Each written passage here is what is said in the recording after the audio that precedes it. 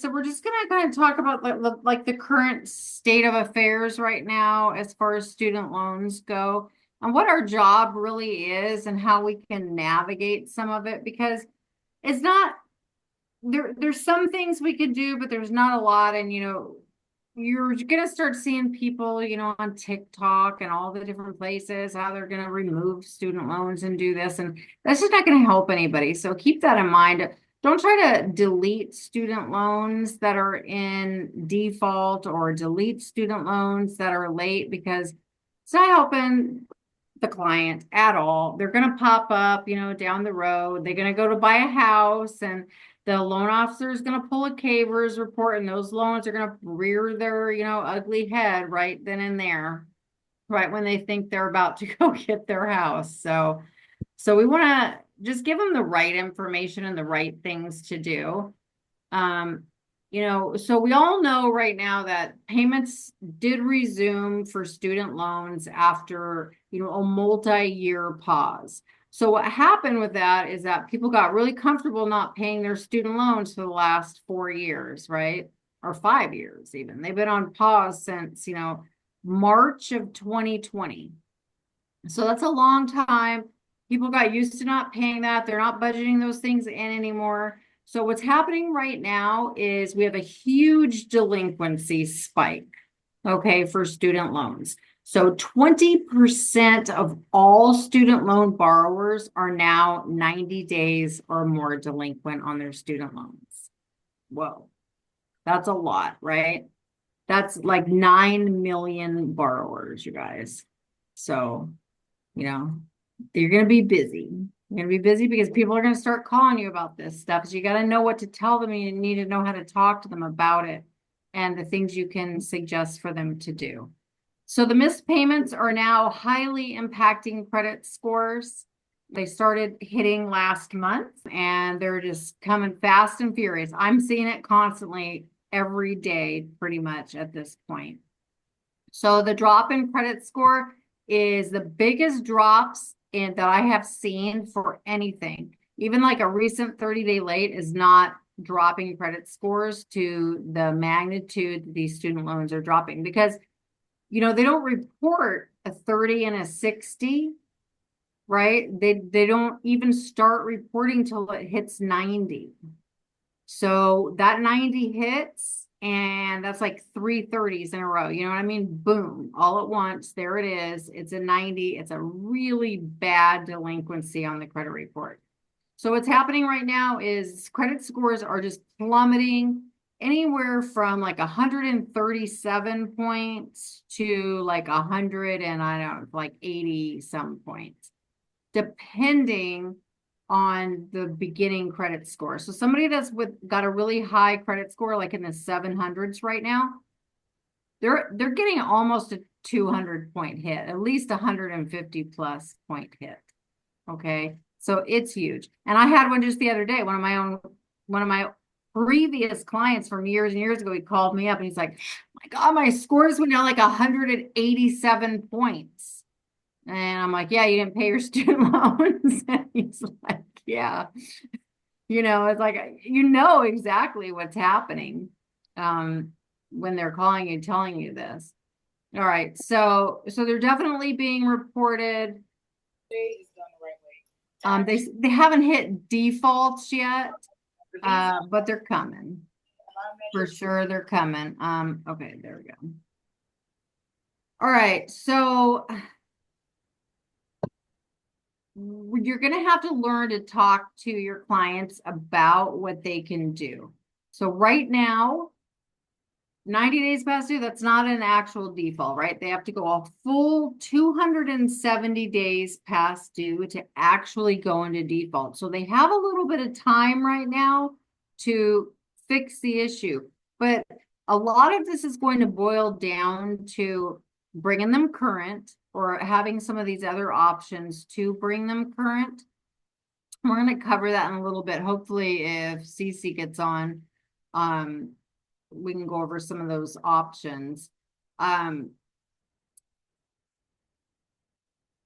They can, once they go into default, what can happen is They can garnish their wages. Okay. That's going to start happening when they go into default.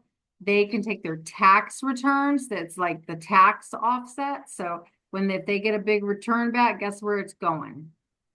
Straight to those student loans. They're not going to get a refund until those student loans are 100% paid off. So that's what's coming for them, and that's what you got to let them know. So when you see that they've gone, they're at that 90 days and it's starting to add up, you got to tell them, like, you're going to have to do something to bring these loans current, or all of these other things can start to happen for you. A tax offset, that's not nice. That's not a nice thing when you think you're going to get a few $1,000 return back or something, and it all goes to your student loans. And until they're paid off, it's going to keep happening. They'll have to pull it out with a rehab program. So if they do end up going to full default, you can talk to them about the rehab program. The rehab program, I think we covered this on another class, but I'm just going to cover it a little bit now.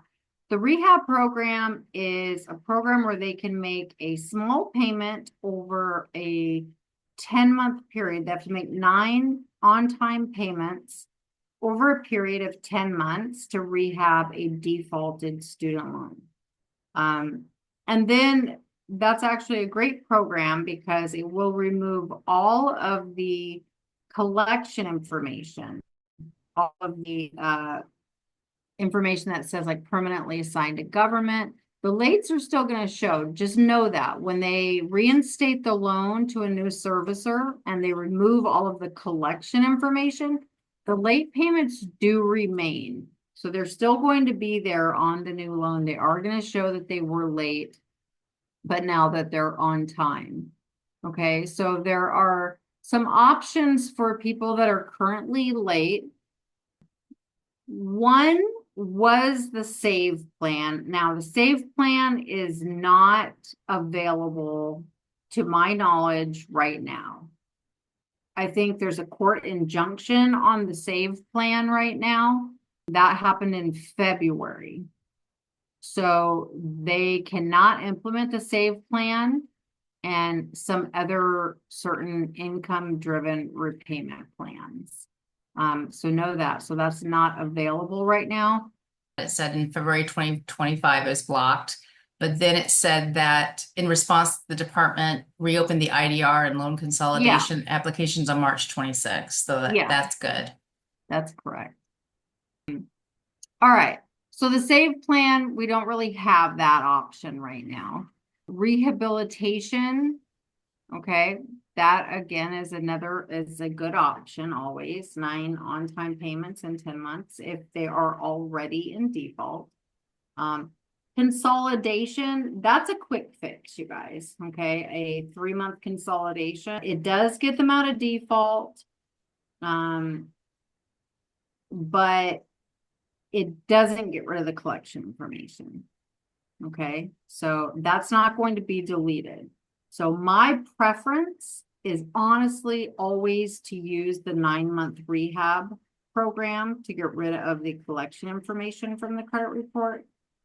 But if you have a situation where they just are okay with credit score and they just need to get it out of default to do a loan or something like that, and they are on a time crunch, then the 3-month consolidation is a really good option.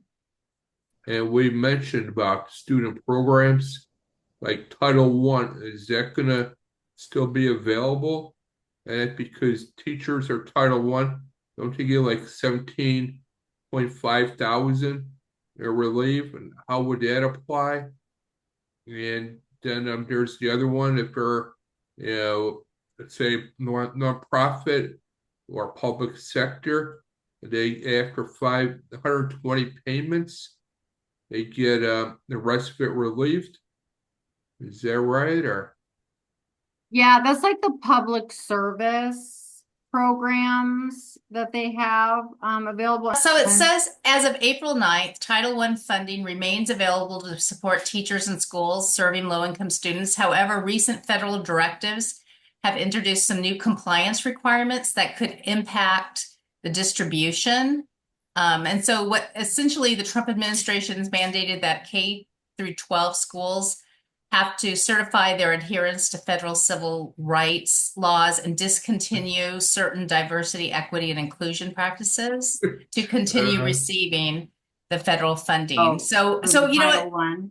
So yeah, so it sounds like schools and states were given a 10-day window. This was from the AP News to sign this certification with non-compliance, potentially resulting in the loss of critical funding. So obviously, there's going to be some things that could definitely, depending on the school district, yeah, that's going to impact some people, I have a feeling. So there's potential impacts, including job reductions, program cuts. There's states that are now challenging some of those. So those are all going to be things that we're just going to have to keep our eye on really closely. I mean, it's going to be changing on a weekly or monthly basis. it's So definitely, if they get that 17,500, how would that apply, take them out of debt? I understand the, but how would the collection still would be there, and how would that work out? Yeah, I really don't know on that particular thing, Albert. Like some of this is just out of our scope. You know what I Okay, mean? As credit repair experts too. We just have to kind of stay in our lane on things and what we can actually impact or give them certain advice. But I just think some of it goes, they need student loan experts and things like that, they right. might need to call their servicers to find some of this stuff out. Um, like our role really is we want to identify errors, right, on the student loan trade lines. That's Mm-hmm. one thing that we need to be doing is identify any errors because there are errors and I'm seeing them. Like for one, if you see late payments on federal student loans, not private, keep that in mind, not private, but on federal student loans, if you're seeing any late payments that are being reported between March of 2020 and I believe it's September or October of 2024, that's a violation. Okay, that's actually an FCRA violation because those were all in deferment during that period. Okay. So that's what we want to be looking for to help our, customers, right? Anything that's reporting inaccurately that we can do something about. Because I actually had somebody like that had that is a definite FCRA violation. So we need to identify those errors on the student loans. Dispute any inaccurate reporting, anything if the lates aren't adding up, if they're not in the same months, anything that you see that's off, go ahead and just dispute those types of things. And we need to be able to educate our clients on some of their options. Okay, so we do need to find out what programs are available, what they can actually do. Like what Kimberly was saying earlier, while the SAVE plan is not available currently, there are some other plans that are available. They were paused for a little while, but they did reopen, like Kimberly said, on March 26th. So borrowers are able to go in and apply for these plans again through the federal student aid website. Okay, so some of these plans include income-based repayment, so IBR plans, the pay as you earn plan, which is the pay plan, or the income contingent repayment plans. So those are available, so we can, educate them, the SAVE plan may not be available right now, but we can definitely educate them on different things that they can do with their student loans, even though they're late. They can go in and try to negotiate some of that and get a new payment.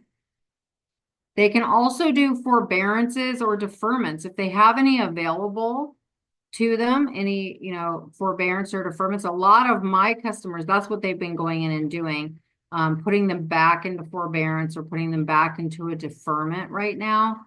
so that they can bide some time until these plans, they get this stuff straightened out. Because it's really a mess, you guys. It's a little bit of a mess.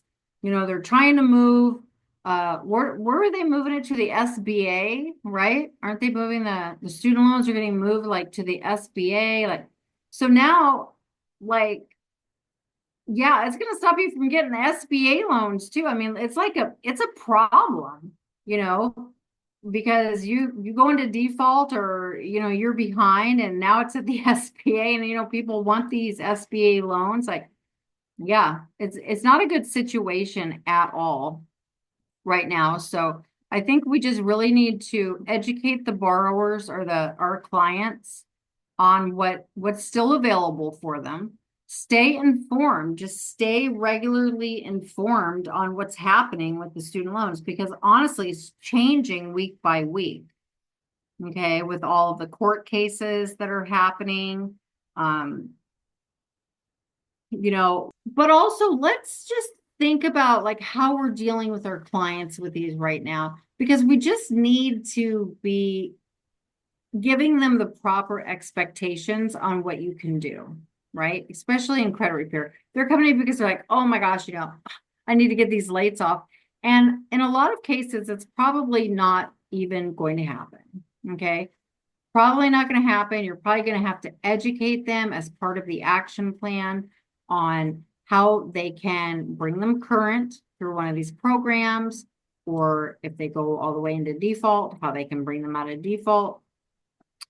And they need to understand that what's going to help their credit at this point and bring their credit back is bringing it current and paying on time. Okay. Because they're going to want you to fix it. And in a lot of these cases, it's not going to be fixable. Now, in some cases, it is. Like in some cases, maybe there are some reasons why they didn't do it. Maybe they moved and they really didn't get any mails, or maybe, something like that. Maybe there's some wiggle room that you can work with there for some people, but most of them are just going to be out of luck, to be honest. I hate to be the bearer of bad news, but you just have to be realistic with the clients and let them know, what they're facing. The faster they get it, stop that 90-day late reporting, and it's going to go to 120, the next month. The faster they're going to start bringing their credit score back up. And a lot of these borrowers are people that are not used to having their score drop. They're all in the 700s, and this is hitting, and it's just tanking the score. And they might have good credit, otherwise. So we may not be able to do a whole lot for them, for those borrowers. But for the ones that have other issues, then of course, just sign them up for your regular program. Until they hit that default stage. And then, so the rehab program is still in effect. So that would be the best bet is by the end of the year, there should be a lot of people going into default, and then you'll have a real big opportunity to get them back and then keep them in there for 9 months, because it's a 9 or 10 month program. So that would be good for your credit repair business. So, if they can't get out of the late payment cycle, because if they have big, huge student loans, I mean, if you get behind 2 or 3 payments, usually sometimes you have $400, $500, $600 payments. So, has anybody been seen? I mean, and if they don't have the money to pay for their student loans, they're going to have to find out one of these income driven things so that they can get the payments done as much, down as much as possible so they don't keep defaulting. So does anybody want to share any student loan issues they've been coming across with your clients? Does anybody have anything?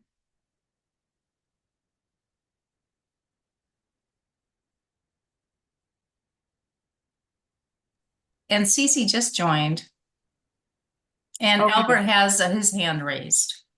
Yes. Albert, did you have another question? I wasn't sure if it was the last. No, I do. I have another one. Oh, okay, go ahead. So far as like we're just talking about that income and that, and then Title One, I refer them back to their servicer, their student loan provider. Is that what you were saying? So I'm gonna let Cece actually answer your question. So, but let me introduce Cece because she can probably answer your question way better than I can.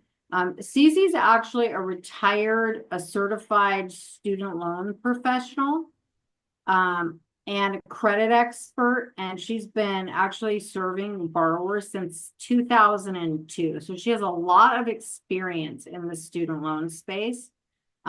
She's known for her ability to really break down complex student loan systems into language that the average person can understand.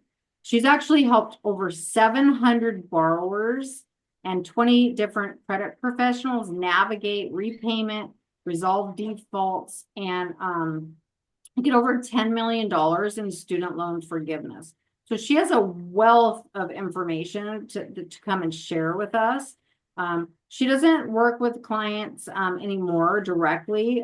She does educate the public and mentor professionals through her All Access Pass community, which empowers borrowers to feel informed, hopeful, and in control of their financial futures. So I'm really grateful that she's taken the time to come on and kind of share her experience because she has a lot more experience, than I do in this space. And it's very, I mean, she's student loan professional, period. So, Cece, if you can, I'll let you, kind of take over. And Albert, go ahead and ask your question. He has a question about Title I stuff. I'm really not educated enough on this subject to answer the question, but maybe you can answer for him and then maybe just give us an update, take 10 or 15 minutes and just educate us on, what's happening right now. Yes, Cece, thank you for joining us this evening and your expertise of knowledge. I had a CE class earlier, and they were training us in that. But there was a student loan section there. One of it was Title I teachers, and Title I teachers is no, sorry about that. Title I teachers are entitled to 17,500 in debt relief. Is there still Title I? Is it politically loaded? To me, it's kind of discriminatory. And how do we proceed forward? Well, it's not discriminatory as you would think. Title I is for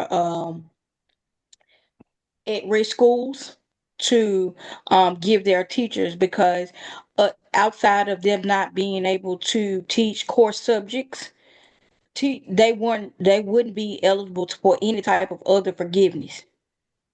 So that them adding that in the TFL um made it so all teachers could get some type of public service forgiveness or help with their student loans. Let me clarify what I meant by discriminatory, and because what I mean, I don't want to get political here, but the POTUS that we have in office now, okay, I said POTUS, okay, is really changed things where you have to be in line with their thinking and everything instead of just respecting Title I teachers. So how does that change playing out? How do we work with that?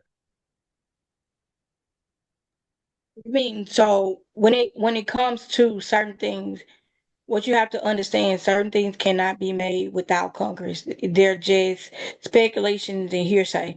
We're still under our current regulations, no regulations as far as teacher loan forgiveness has went into effect. If anything, any law changes or anything that's going to go into effect, from what I know from being on the Department of Education Advisory Board, is going to come down a pipeline probably the end of May, early June. So as of right now, if you're in a program and you get in something before a statutory law change, you're grandfathered into that. So you will have to follow the old rules.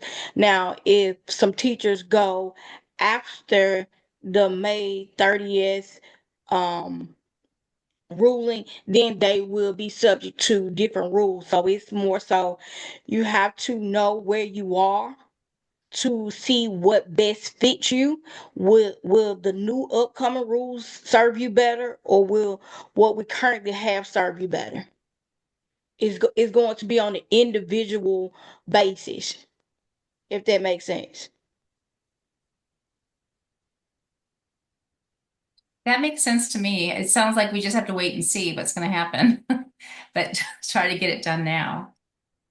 So as far as things go right now, it's about 70 programs that you can get to get either forgiveness, discharge, or cancellation. And I think that most people don't really understand it's more so PLSF, school clothes, and bar defense. Those pretty much the three broad spectrum programs. Nobody talks about the ability to benefit. If you, the ability to benefit means if you went to, say, you got a degree in sociology, but you can't find a job in sociology, and you are a barista at Starbucks, and you've been there more than 3 years at Starbucks, and you haven't found reasonable employment within the median of what your degree says, that means that you won't have the ability to benefit from that degree. So you have to file for ability to benefit discharge, because if you were supposed to make $100,000 but you're only making $30,000, it's no way that you're going to be able to pay for that degree. So it's called the ability to benefit. Oh, Oh, so that's that's a really different interesting. program. That's good to know. That's really good to know. That could help people because I think these schools, these universities put people into these programs and they can't find good jobs.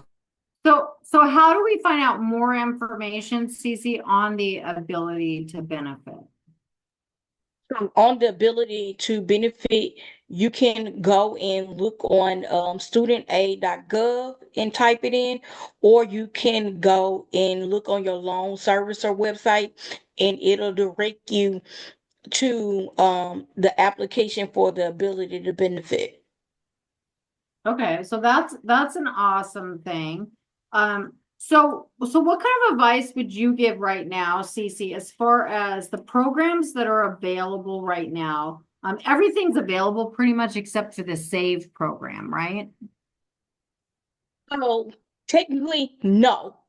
So it's one of those things that they have all this mumbo jumbo in there. So when the injunction was filed for the SAVE program, it took SAVE, which um replaced revised pay as you earn. Pay as you earn, income contingency. So all of the income based repayment plans went away. So we only have the fixed plans. That's standard, graduated, extended graduated. Those are the only, we have those fixed plans. It's no income based repayment plans right now. So the information we were getting, they're saying that the applications have been reopened. So does that mean that on March 26th, does that mean they're accepting applications, but they're actually not processing them? What does that mean? So, so it was a restraining order filed on the Department of Education for taking away the buttons and taking away um people's right to electronically file those applications, and it wasn't aware, and people weren't aware that they had to fill out a paper application. And when they did contact the servicer and they were able to get in touch with somebody and they told them the paper application, they said, oh, well, oh, by the way, we're not processing paper applications. So once they got one, they put the buttons back, for you to do it. But as of right now, no applications are being processed. No applications are going to be processed until June 1st. And Okay. that's tentative. So you have to get them, you have to get the applications in, and because after June 1st, they're going to put a pause on it. If you don't have your applications in, whether it's consolidation, whether you have FFELP loans, whether you have older people have joint consolidations where they were forcing married couples to consolidate student loans together, you can separate your joint consolidation. Um, if you are missing anything, if you had a school discharge, school closed, and you were supposed to be added and you weren't, it wasn't automatic. You fill out all those forms and all the things that you need to get done for your student loans need to be done within that time frame, because they're going to cut it off because they cut the manpower. So to process, for instance, to process, Advantage processes consolidations for all the loan servicers. I don't care who, you can have Mohila and you can consolidate. Advantage is going to process the consolidation. So anytime you have anything and any questions about consolidation, Advantage is who you're supposed to contact. They're going to have the best information. So they went down from 220 people who were processing those consolidation applications, and it got all the way down to 18.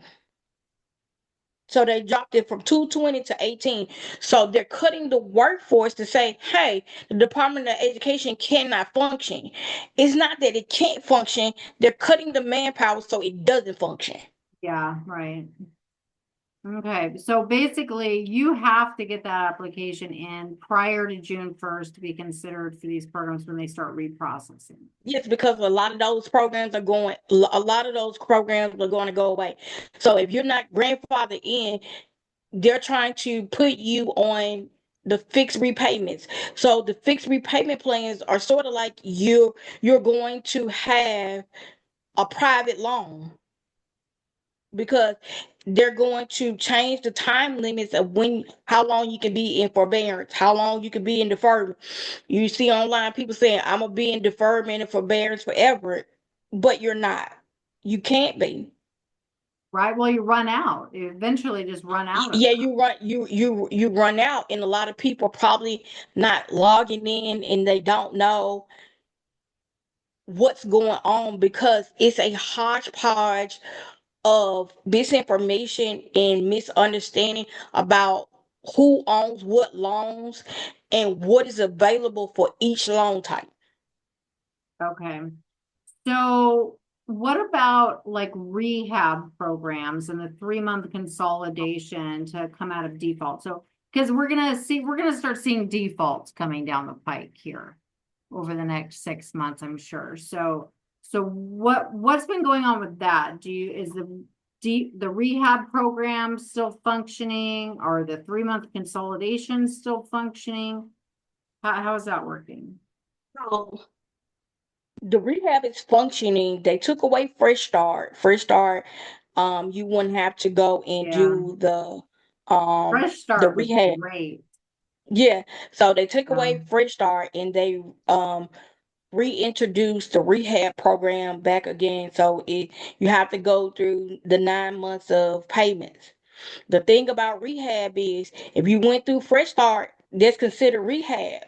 And if you didn't service your loans during the rehab and you go into default, you can't rehab again. right, but with Fresh Because the, Start, they didn't count it as that. You could rehab again after Fresh Start, right?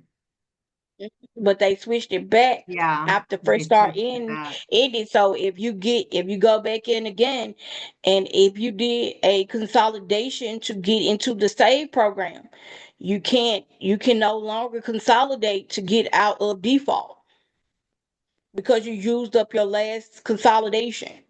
You can only Yeah. consolidate once in a lifetime. You normally could only consolidate once in a lifetime, but during the pandemic and the change in presidency, they did the double loophole and you were able to go through double rehab and double consolidate. You can't double consolidate. Only thing that you can double consolidate on are parent plus loans. And you can double consolidate your parent plus loan to do them into direct loans to open up other repayment plans besides income contingency repayments. Okay. Yeah, so definitely, so that's good. We still have the rehab, but that is one major thing that you have to think about too, is when they go into default, if they've been in default before and used the rehab before, they can't do it again. No. Yeah, they can only do it one time. So if this is their second run through with the default, they're out of options. The fresh start was awesome because it lets you do it regardless and it didn't count as like the rehab, the one time rehab, but that is gone now, so that's not going to help. So what else you got for us, Cece? That do you guys I have any know. questions for Cece right now? Because like she is a wealth of information, so please ask your questions. I don't know how often we can get her back here to help us, but she's got all the answers. So if you got Denise has her questions, hand up. yep, go ahead, Denise. Hey, good evening. Great information there.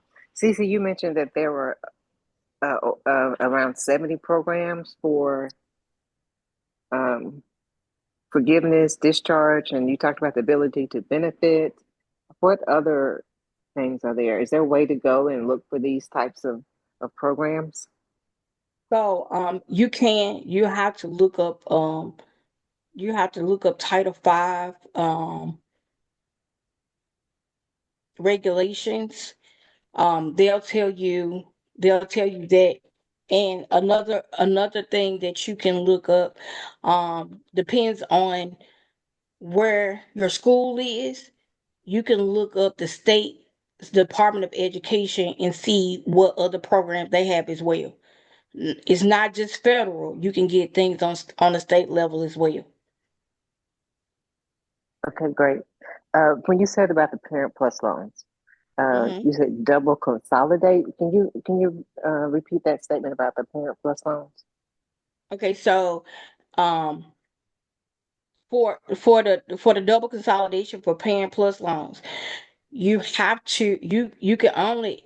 do, to keep you from um wasting your one consolidation, and you may not be able to get all of your parent plus loans.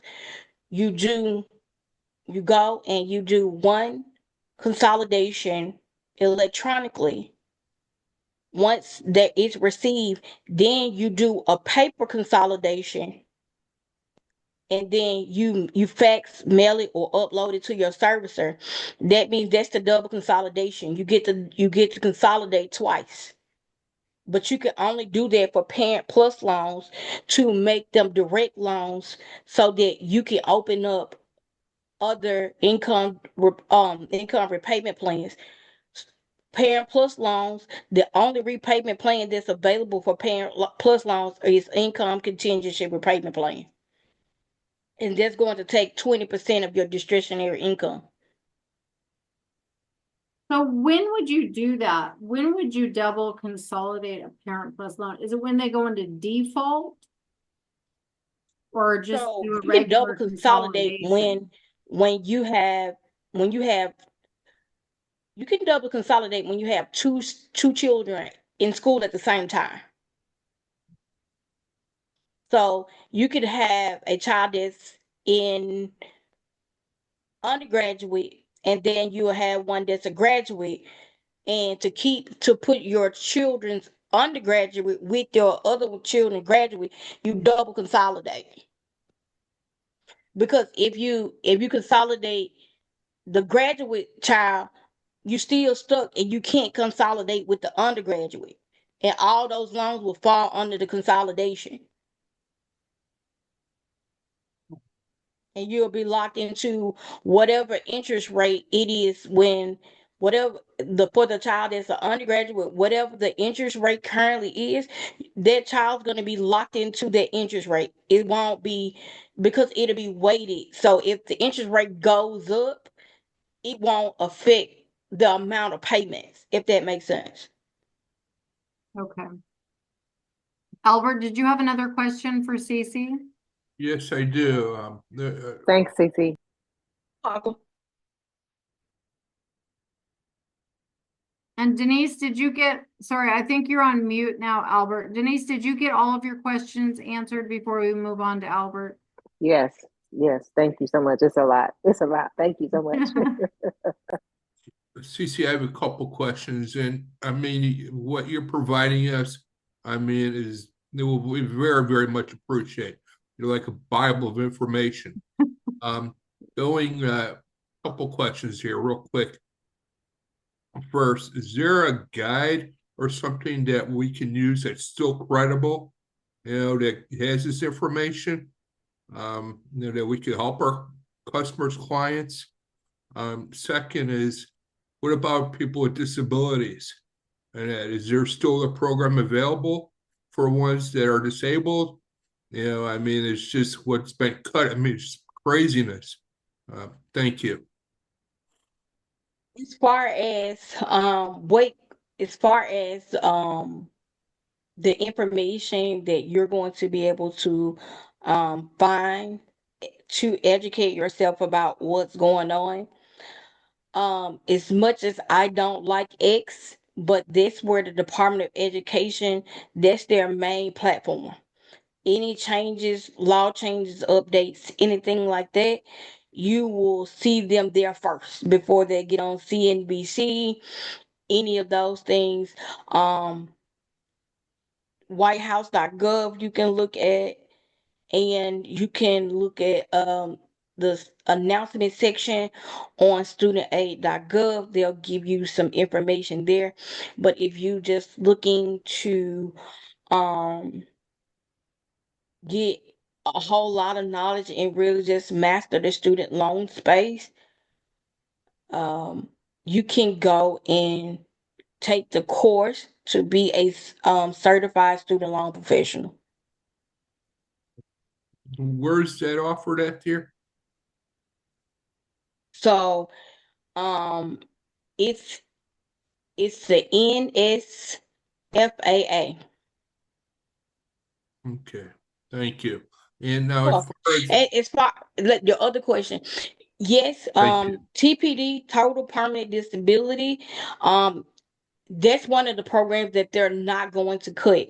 So when you have TPD, if you get any SSI, SSDI, any type of thing like that, you do qualify for TPD, whether it's total, that means it wipes out all of the loans, or you can get a partial, which it will take a portion of the loans away.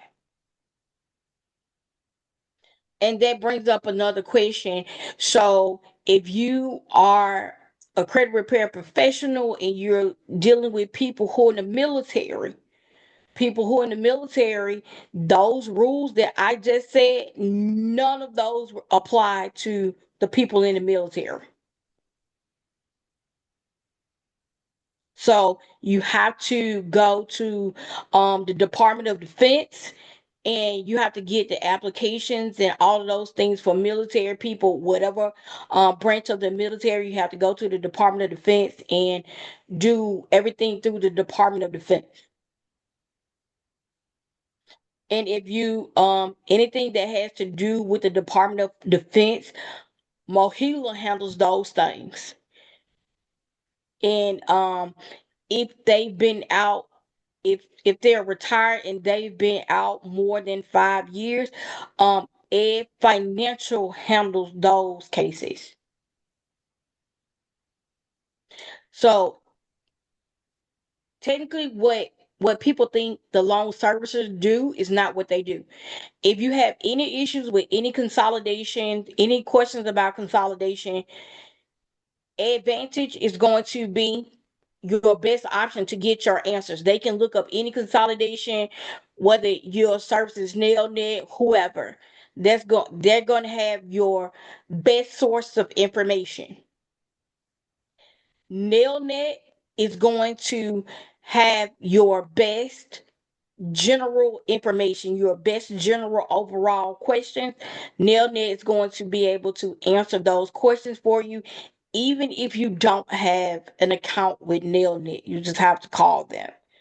Mohila does all of the PLSF, any type of loan forgiveness or anything like that. It is handled through Mohila. Anytime that you have an escalation ticket or anything like that, it's going to go to Mohila. CRI, that's the best people to ask when you don't have direct loans.